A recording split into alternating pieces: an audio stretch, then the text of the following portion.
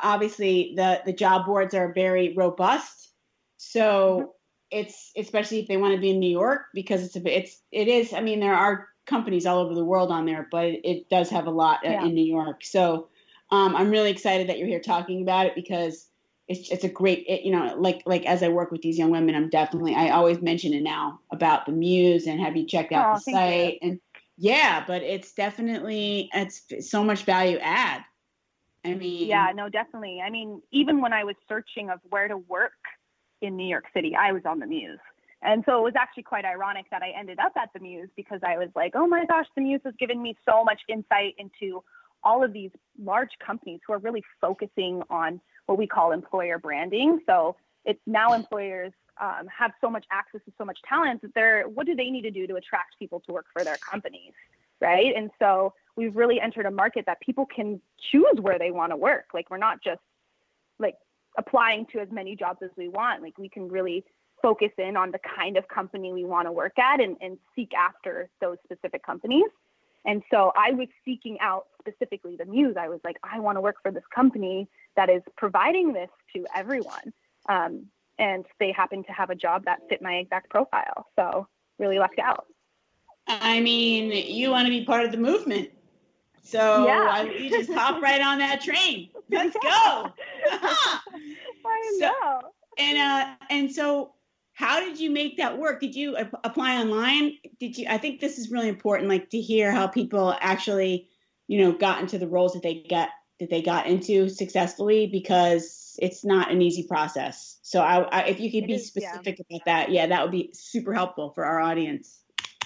Yeah, totally. You know what? It is a very difficult process, and my sympathies go out to like literally everyone who is job searching. It is a grueling process.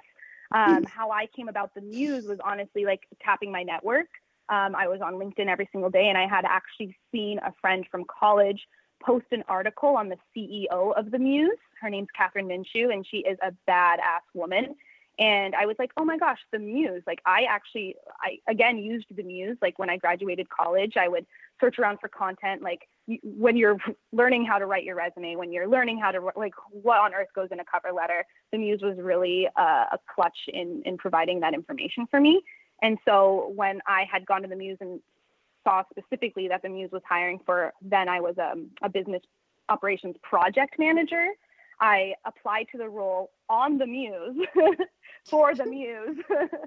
And I had literally tweaked my resume and tweaked my cover letter to fit this exact role, because that's how bad I wanted it. I was like, it's like having a general resume and having a general cover letter isn't going to be enough to get this job. I really need to tweak my resume and tweak my cover letter to fit this exact role.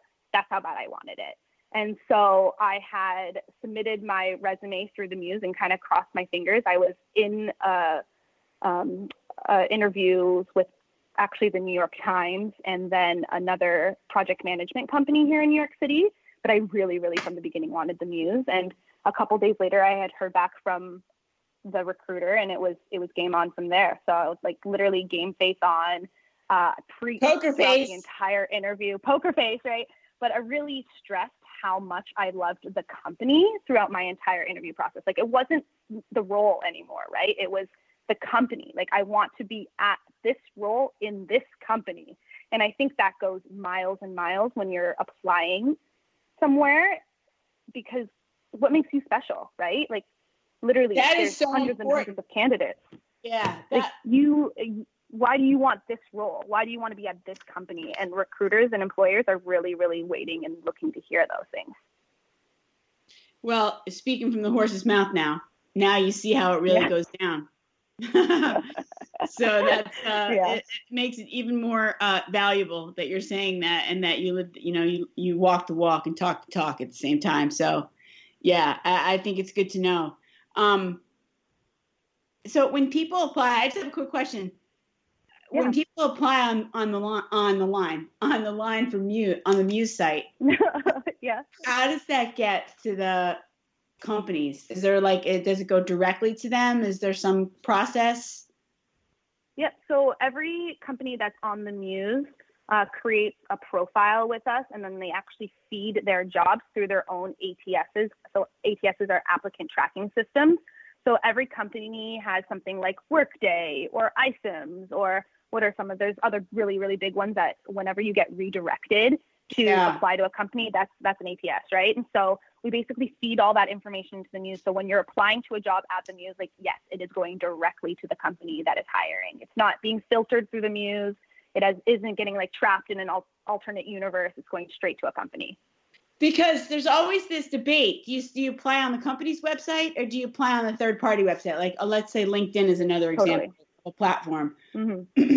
So people always, ask me that question, like, where should I apply directly? And so my answer is usually you should need to apply directly and then find somebody there that or somebody in your network that knows somebody that can help you, deliver this profile forward, because otherwise it just gets lost. But would you agree with that? Yeah, I think that's great advice. I can tell you, though, that every application, so if you find any job at the Muse, every company that works with us really believes that candidates that come to them through the Muse are more qualified. And I'll tell you why. It's because they believe that people are seeking out their company if they're applying through the Muse. So if somebody is applying directly through the Muse, they're doing their research on the company, right? They're specifically wanting to work for that company. So they're checking out their profile, they're watching their videos, they're doing research on going through an interview process. And so they believe that they're more qualified candidates that come to them through the Muse, if that makes sense. Yeah. That's really good to know. Thanks for sharing that secret information. Very, very good stuff. Yeah. Get a job through the Muse. But as far as LinkedIn goes, that was good advice. Like, always connect with somebody through LinkedIn if you can. I mean, that's what you did, and it worked for you. Mm-hmm. So success leaves clues. Success leaves clues. That's what I'm saying. And I love that you were inspired by this female CEO, Catherine. And so, how does that feel working for a female-powered company? Do you feel more supported as a woman, in your role, or is there a difference? Can you talk a little bit about that? Yeah, I mean, there's definitely a huge difference. So we have two co-founders at the Muse. We have Catherine, the CEO, and then I actually report to the president, Alex Kavalakos. And so there are two women co-founders who built this company 8 years ago from scratch. Like, they were literally in their mid-20s when they did it. And so there's definitely mad respect that goes to them from building this from the ground up. Like, we've raised millions and millions of dollars, and we're changing the landscape of HR and recruiting. But it is totally different. I mean, as you know, we come from a very male-dominated company at Overstock, and having women's voices in the room was honestly pretty rare. And so that's the way it's been my entire career. And then I got to the Muse, and we sway more heavily women, honestly. And it's nothing like I've ever experienced. Like, we're multitasking. We're getting 20 things done at once. We aren't scared to speak up in a room, right? We have a really strict no assholes policy. We won't let people talk down to us. And it's all of these values that I think we get specifically being a woman-run company, that we wouldn't get otherwise. I think everyone should have a no assholes policy. That is the best. It's a fun policy. I know. we stick really strong to it too.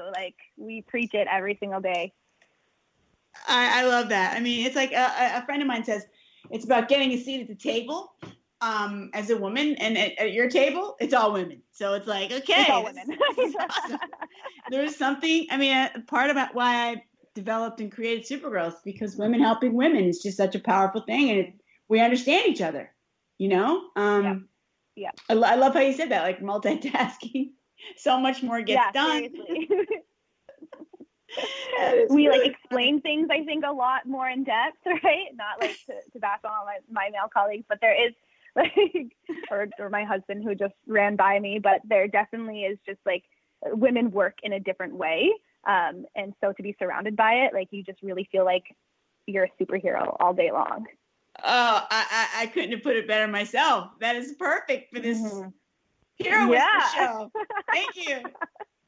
Okay. You're welcome. What is your superpower? What do you think contributes to Jess's success? Obviously, you've had a lot of success, so there's something there. Maybe it's more than one. Yeah. I think that's such a good question. I actually, weirdly enough, got asked the same question in my interview at the Muse with my now boss. Get out. And it's no, I'm not kidding. I wanted to tell you too. I was like, this is one of my favorite questions, and I think it's what got me the job, especially in a startup. And I think my superpower is always that I've been super adaptive, like in any situation I've been in.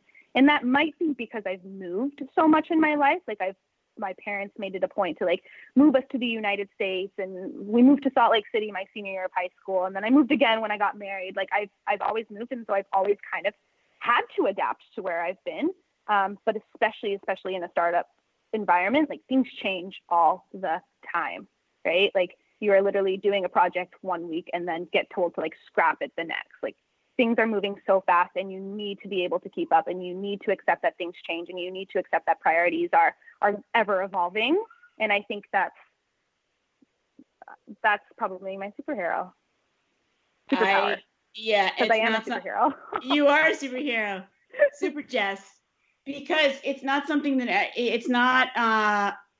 that's not an easy trait. Let's just put it that way. It's difficult. Some people find it really hard to adapt to change that quickly.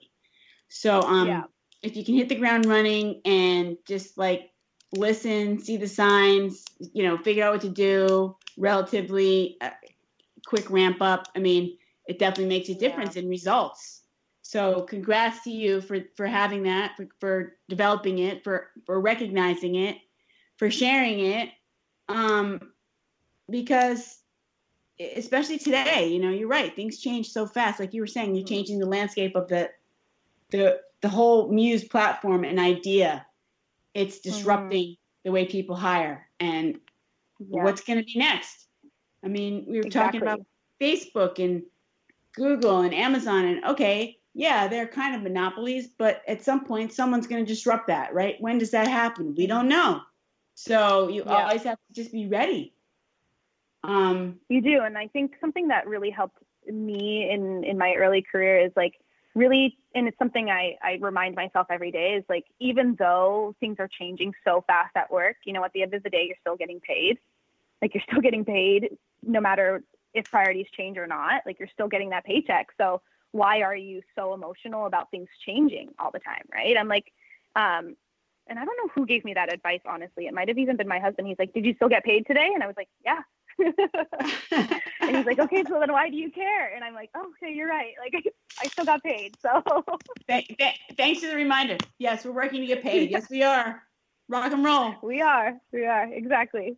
Okay, we have to close, and I just want to say thank you so much for taking time out of your busy schedule to be with us and share this amazing story, and your energy is phenomenal. I'm so glad we reconnected. And what's the best way for our people to get in touch with you if people want to reach out and hear more about Jess? Yeah, I mean, I'm happy to share my email out to the public. You can reach me at jessgpeters@gmail.com. I monitor it every day, so feel free to reach out and let me know if you have any questions. I'll take the time for anyone. Thank you so much for being there for all these girls. We love you. Of course. I love you. See you later. Okay. All right, listeners, thanks for being with us on the Hero Whispers. Hope you enjoyed our chat with Jess. And get out there, slay the dragons. XOXO.